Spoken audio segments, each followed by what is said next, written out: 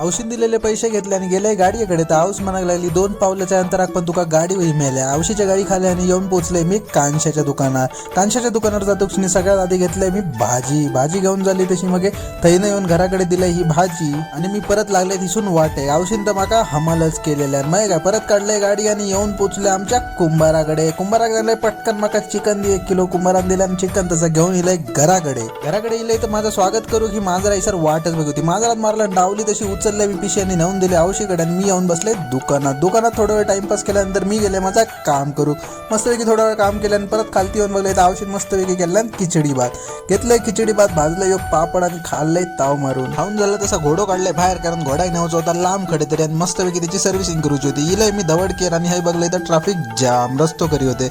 येऊन पोहोचले मी आपल्या बंडेबाईकडे. बंडेबाईक सांगले मस्त सर्व्हिस करू. आवडलं तर नक्की फॉलो करा. बाय.